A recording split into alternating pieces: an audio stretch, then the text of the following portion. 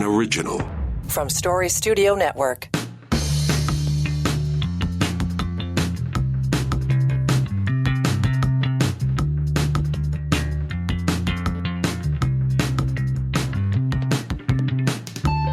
Well, what do you know?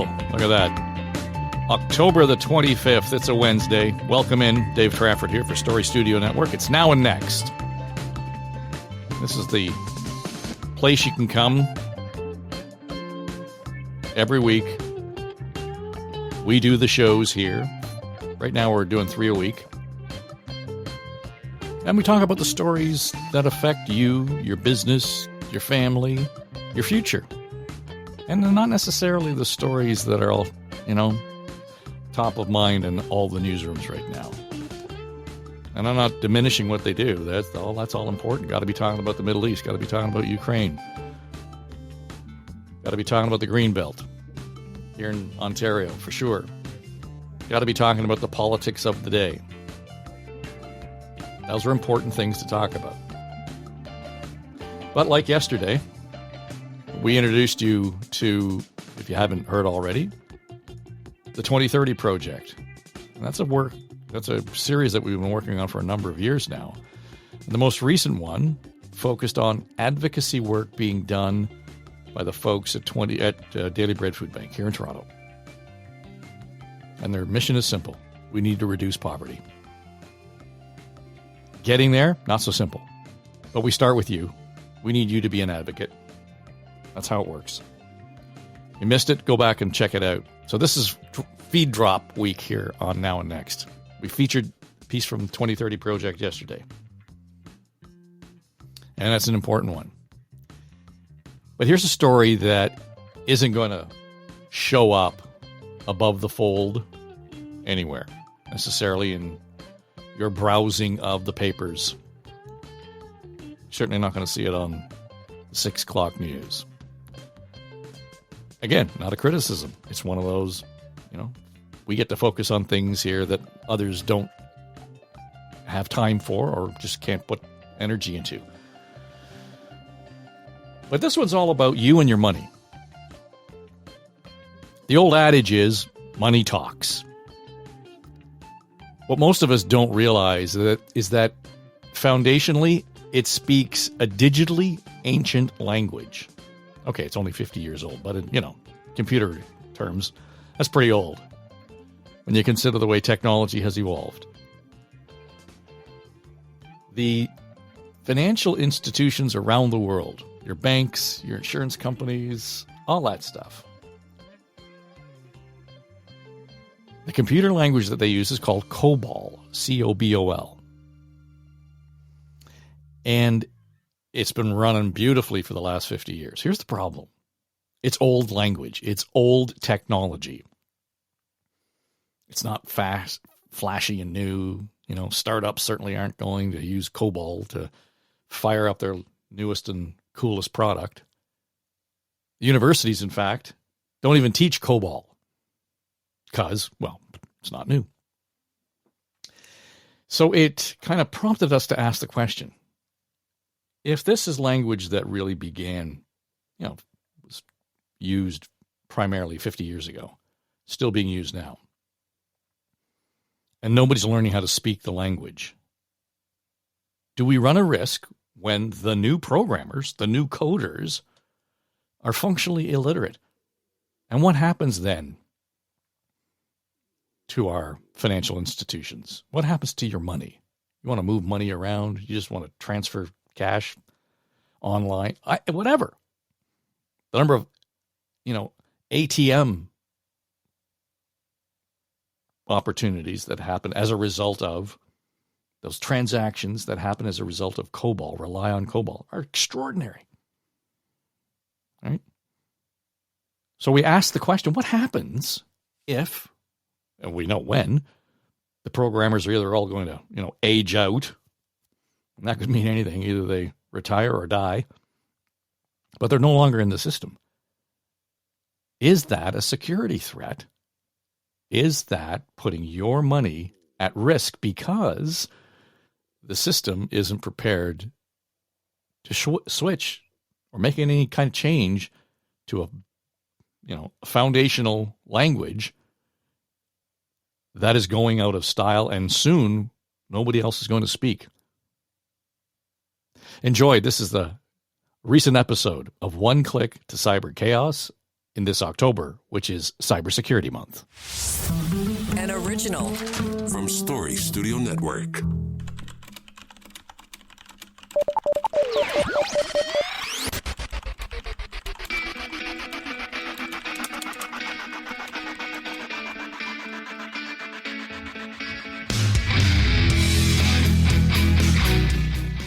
In a world driven by cutting-edge technology, it may surprise you to learn that an aging programming language called Common Business-Oriented Language, or COBOL, still plays a pivotal role in our daily lives.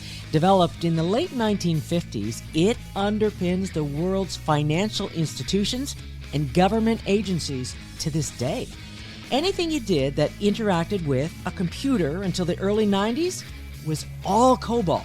Today, anything you do that interacts with a computer on a large-scale operation is still COBOL.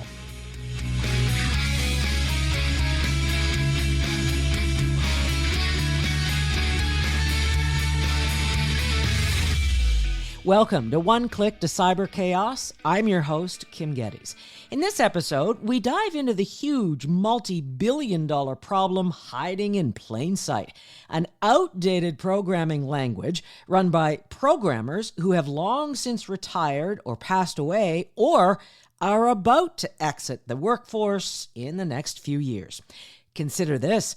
COBOL powers 95% of the world's ATM transactions.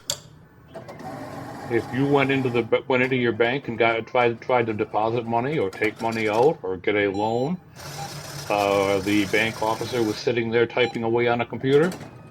Everything he was doing was being run by a COBOL programmer. 96% of vacations are booked daily because of COBOL. I generally knew that it was widely used in finance, like banking, but I was unaware that it's also used all over the place in back-end systems for airlines. It's used all over the place in back-end systems for insurance providers. Like there's these things called reconciliation engines, which exist to try and help figure out whether or not they're going to pay your insurance claim, right? And that stuff's all done in COBOL too. And COBOL is omnipresent, touching just about everything we do on a daily basis. Let's do a day in the life. So today I'm going to pay my mortgage, probably running on a COBOL program. So let me introduce you to the voices you just heard. Steve Stewart is a mainframe transformation consultant who worked for 3 decades as a COBOL programmer. I'm Steve Stewart. I'm a consultant with Hebrew IT. One of the biggest assignments Steve was tasked with, like so many COBOL specialists, was to ensure a seamless digital rollover into the calendar year 2000. Our company was doing Y2K problems. That was the Armageddon of the day, right? So Y2K was coming, the world's going to end, we had to fix our computers. And so there's a lot of people doing editings to expand the fields and whatnot in COBOL. And so that's where I got my start. So I've been doing this for a long time. And recently, just figuring out, the question at hand is, does COBOL have a future? Do we need to get out of COBOL? What are we going to do, all these retiring people? And so, but I can say it's not Armageddon. It is a challenge. There are some problems, but it's not the end of the world. That's an interesting point Steve makes there. The problem of COBOL may not be as dire as some of the research suggests, but I'm getting ahead of myself. We'll get there. First, let me introduce you to our other guests. Michael Cody is also a retired COBOL programmer who worked primarily in the banking industry.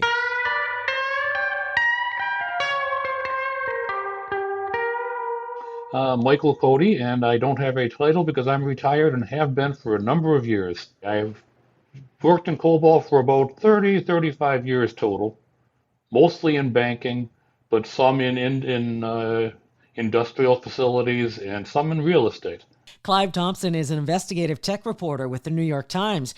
He published an in-depth story on the COBOL problem and emerging solutions in Wealth Simple magazine in 2020. My name is Clive Thompson. I'm the author of the book Coders, I'm also a contributing writer for the New York Times Magazine and Wired. And I write about technology. I write about how it affects everyday life. I write about its history and a bit about its future. Clive says not much has really changed in the COBOL story since that time. It largely still runs the code that secures our money. It underpins the global financial industry, and programmers who know how to use it, well, they're still aging out.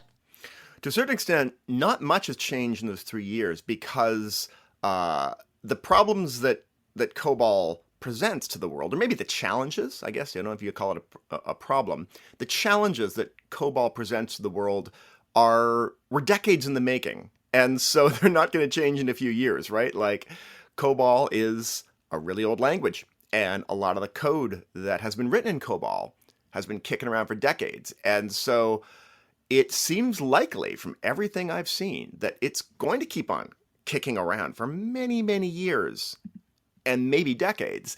And the only thing I guess new that I've seen is that there has been some discussion or maybe some hope that the new generation of AI, like these, chatbots and, OpenAI's large language models, that they might be able to assist in translating really old COBOL into a more modern language. And no one knows if that's actually possible. And there's been schemes for decades to try and automatically translate these billions of lines of COBOL to a modern language. So, but that's the latest hope, as it were, the latest hope. As we started researching this topic, we contacted working and retired COBOL programmers who agreed to talk with us on background to basically, help us understand the magnitude of what we were dealing with. And a prediction we heard was that by the year 2030, all of the COBOL programmers will have retired and the global banking industry will be in peril. We are in effect sitting on a ticking time bomb. Steve Stewart understands how someone could come to that conclusion, but he contends this is not Armageddon. Okay. I totally understand and empathize with what he's stating. That is a statement that's the baby boomers are getting ready to retire for that. But the interesting thing about economics is that the market will always respond. And so there is a great opportunity. And so there's an insurgence of companies that will take over your mainframe and maintain it. So if you look at large concentrations of companies that have COBOL developers in India, are they as good as maybe what we call the system programmers, the analysts that have 30 years? There are some, right, that's working through that. But there's a ecosystem of people, we'll take over your mess and we'll handle it. So the market's responding to the need. It's just so I don't see a Armageddon scenario. But this is that's why, first time ever, Microsoft, Google, and Amazon and Oracle have a mainframe solution offering. All of them do. I agree with the concept. I don't agree with the time frame. I think that it's going to be a little longer than that because while there may very well be a shortage of COBOL programmers here in the U.S. and in Canada.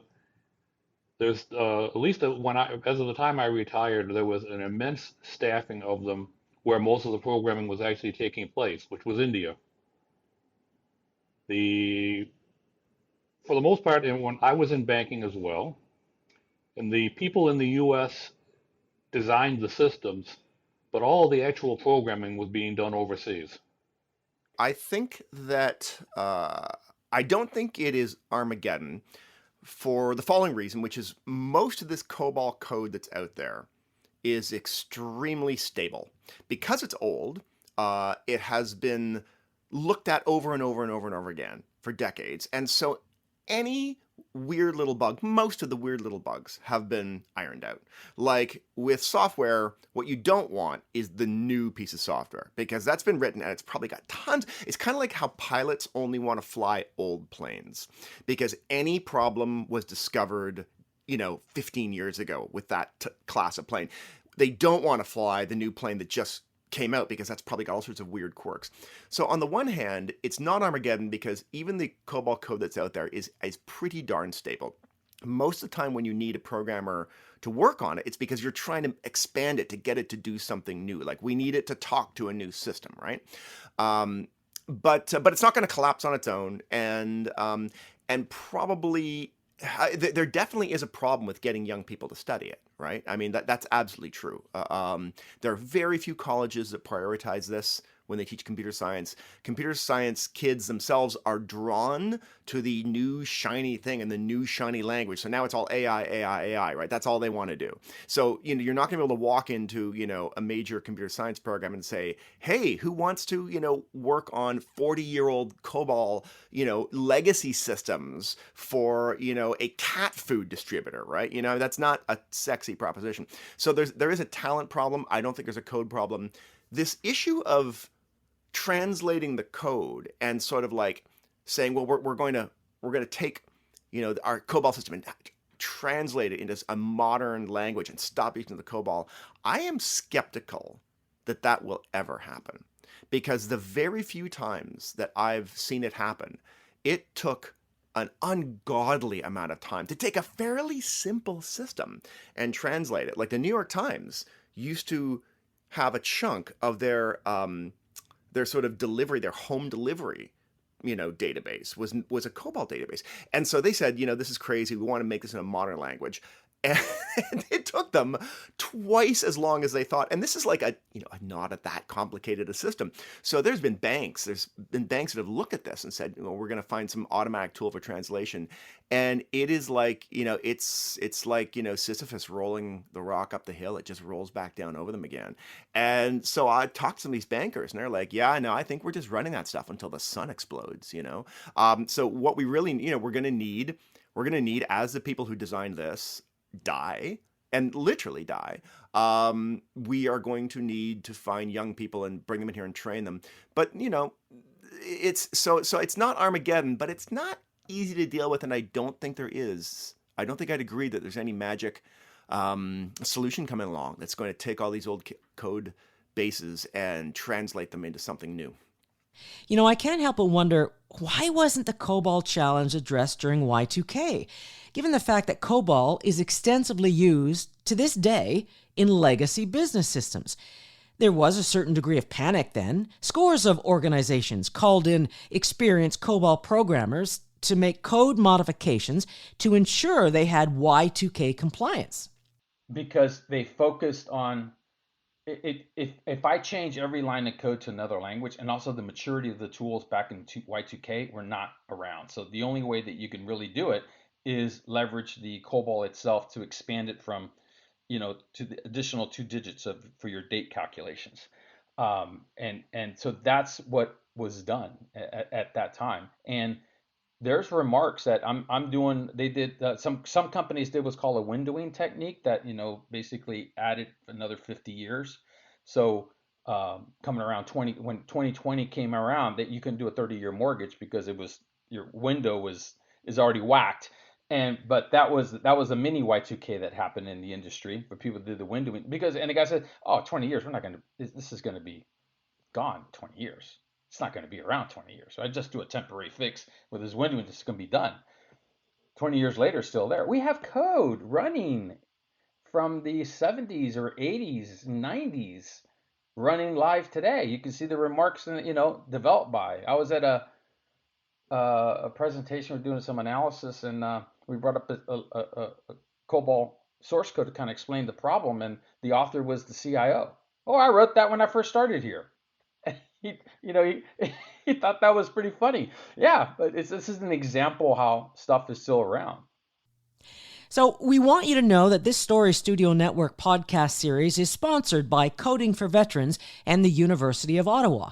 Coding for Veterans helps Canadian military veterans retrain for careers in software development and cybersecurity. The program is delivered 100% online through the University of Ottawa's Professional Development Institute.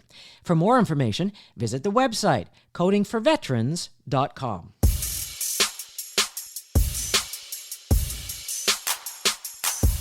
So the market is responding to the need for new COBOL programmers. But how are they doing it? They're doing it with incentives. Companies are offering opportunities to work with all the cutting edge technology like AI. But part of the job then requires learning COBOL to maintain their legacy systems. I remember talking to a company that they're kind of like they're like a third party contractor. Like they're the ones you hire if you've got an old COBOL system and you need some work done on it and you don't have the people anymore. So they're like a guns for hire. And so, yeah, they've definitely, pulled some young people in by saying, you're going to do this crazy old COBOL stuff, but there will be all these other cool things you can do. I mean, that's a fairly common strategy. It was kind of like the way that in the old days, Google would get people to do unbelievably boring stuff with their ad network by promising them 20% of the time you can build something new. So yeah, 100%. That's one way to go. The other way that I hear that's quite promising is that you can also take and retrain mid-career technologists. So like tech has a real ageism problem. They often take people who are in their 30s or 40s and who are becoming senior and cost a lot of money and just get rid of them. A startup will not hire people that are older because they're more expensive. But those people are really good at what they do. And maybe they now have kids and they don't want to work, 90 hours a week. They'd like to work 25 hours a week and get paid an insane amount of money. Well, that is what a bank can do, right? The banks are going, okay, let's find these people, say, hey, you've spent 20 years in the trenches of Silicon Valley or whatnot, making a bunch of money, and they kind of pushed you out. Come to New York. We're going to pay you an insane amount of money, and you're going to work not that hard on our COBOL systems. You're going to learn the COBOL systems, And I'll throw one thing in here, by the way, that's really interesting. The challenge with learning COBOL is not learning the language. The language is pretty simple. I mean, I'm a hobbyist programmer, and when I look at COBOL, I can figure it out pretty easily, right?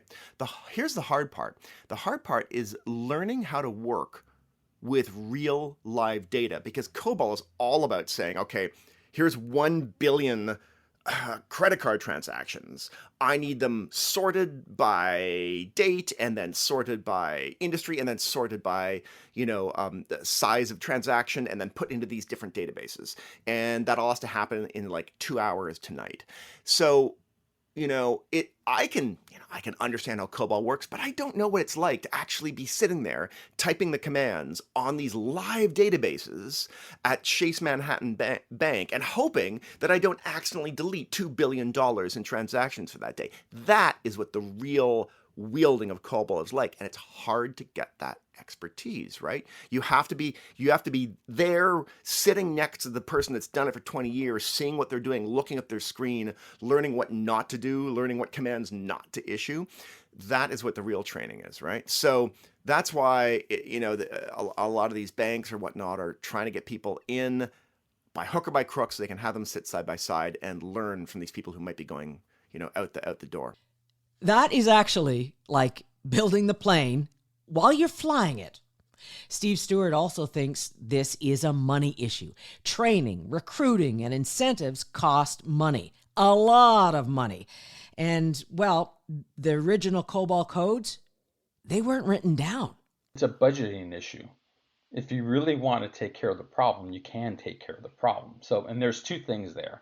It's not the learning of the COBOL is why I wrote it this way. It's because the COBOL is not documented. To do an interest rate calculation, this is what you need to have.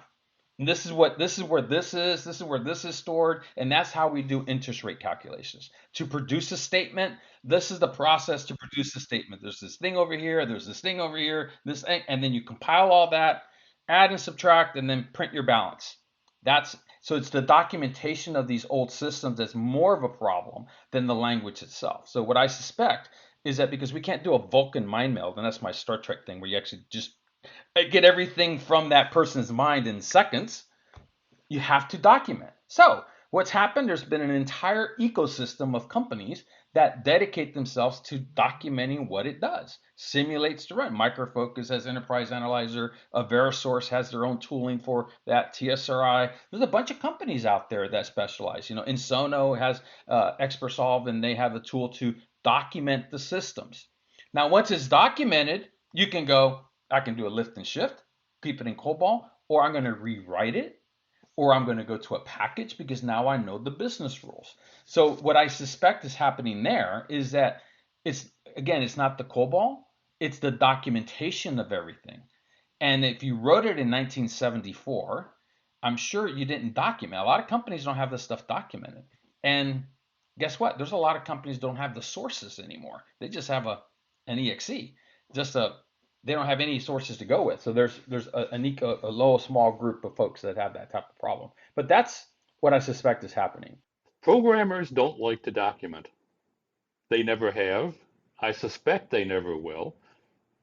The documentation of original code is something that you learn in school. And if you've got a manager who has recently graduated from school, they will insist on it. For the most part, documentation is something that we slough off onto the new people.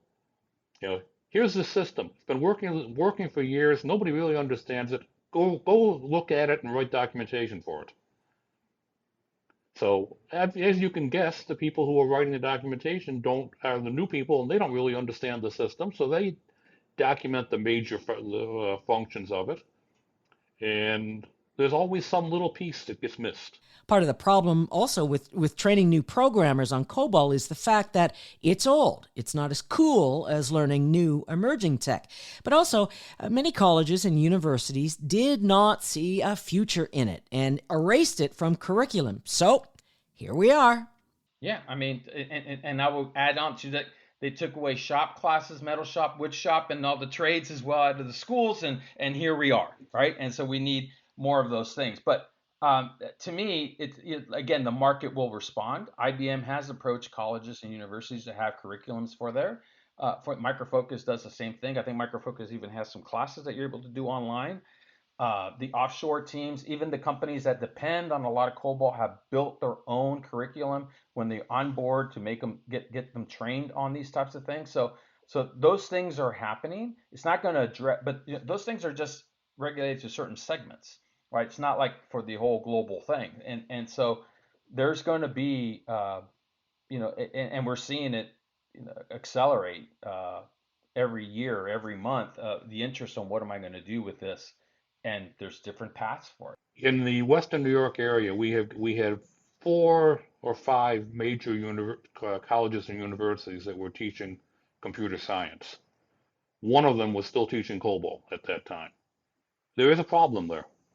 I think that if we wind up with a number of large corporations needing COBOL programmers, the market will actually force the generation of them. But back to AI and the allure of working on all the new, flashy, cool, and exciting new tech as the way to attract all these new programmers we need and get them to also maintain mainframe legacy systems and still run COBOL. There is something interesting going on that Steve Stewart is watching: AI augmenting the COBOL documentation process. I'm sure some colleagues will laugh at me if I said something like this, that AI is going to automatically do all the stuff for you. It's too early for that, but AI can be leveraged to analyze a flow of your code and look at that and help you document that, and maybe even use AI to execute and do testing. They're doing that right now for C# and Java. Certain testing companies are doing that. That I don't see why it cannot be enhanced for that. I think right now, what I suspect the hyperscalers are waiting for the market to respond, like somebody come up and invest it for COBOL, right? I totally foresee that happening because I've seen the technology. I can see how you can leverage it. Like if I'm only testing, if I have 5 conditions, 5 paths to go, and the test data only test 2, you can have it have AI go down the other 3 paths of logic to do that.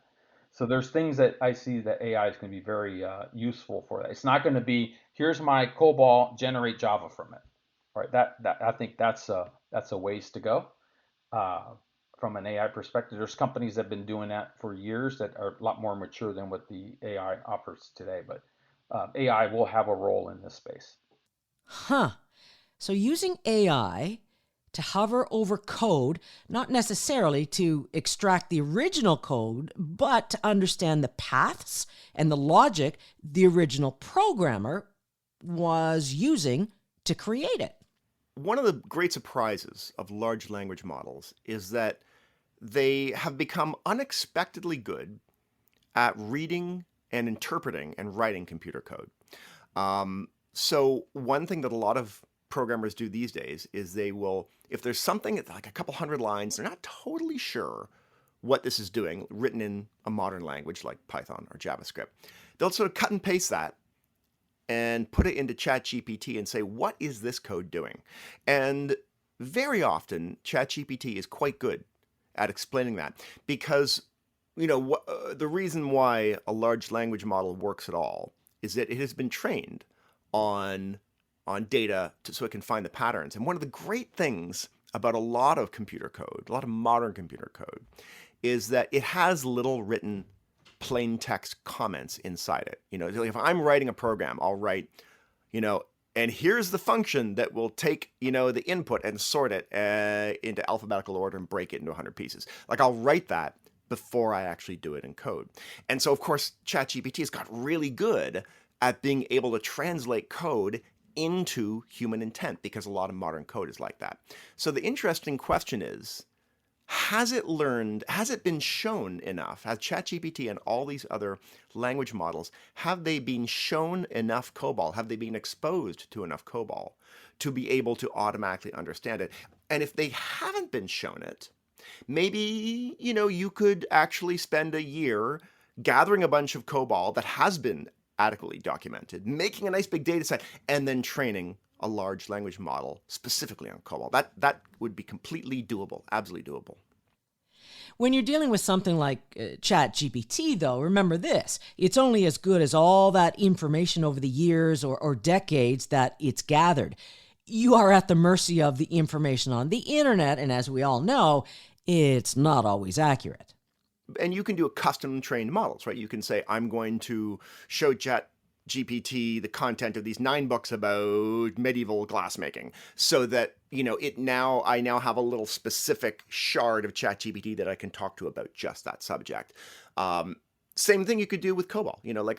I would imagine, in fact, I would imagine there's got to be some consultancies out there doing that right now, right? Like literally training a language model specifically on COBOL so that maybe as an internal tool, they could just say, here's this 1,000-line hairball. Can you please give me some gist of what's going on here, basically? So yeah, so definitely, even if modern AI can't, if it's never going to get to the point, and I kind of doubt it will, where you could just push a button and say, take these 10,000 lines of COBOL and write them in Python, a modern language.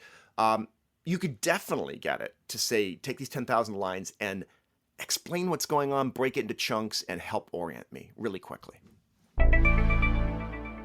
I can't help but taking a step back and wonder, how did we get here? Why is this still a problem some 60 years later?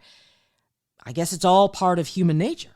As Michael Cody explained, it's the why do something today if you can put it off to tomorrow mentality. Precisely. You can read code and you can understand the code and you can know kind of what it's doing, but as long as it's working, you don't really pay a lot of attention to it. If it ain't broke, don't fix it. This has always been the attitude.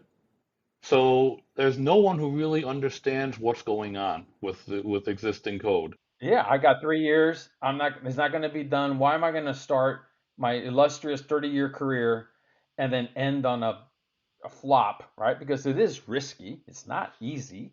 It is hard. And so I'll just wait till I retire and pass the buck. Somebody else. I suppose it doesn't help us much looking back on the problem. I do feel better, though, after talking with our guests today. So the question left to ask, I think, is my mortgage safe? Will I be able to renew my license, book a trip, and continue to use the ATM machine? What does the future hold? To me, all of the large financial services organizations are on top of making sure, like I said, they don't want to lose money. They're making money. And so they're doing that. And even the financial services oversight boards and whatnot are aware of this problem. learn from what already did happen. And when you start writing up your replacements, document them as you go along, which is a lovely thought, which will never happen. I'm aware of that.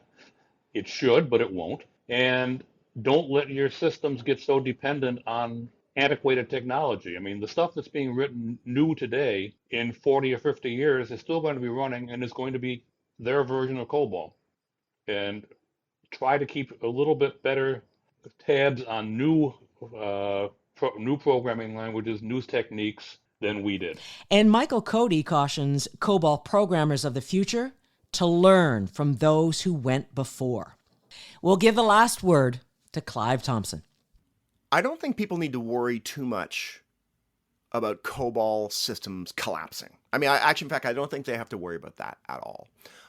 The dangers are not that things are going to vanish or fail. The danger is that they're not going to evolve and grow in useful new ways, right?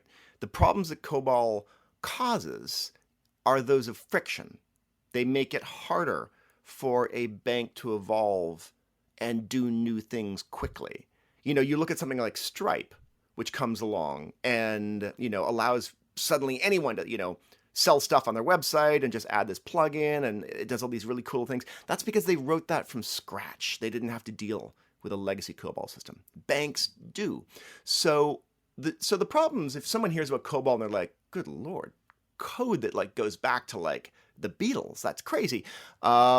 It's not old, it's not rotting, it's not like an old mushroom or something. It's actually perfectly fine. You can think of it as like a lovely old church.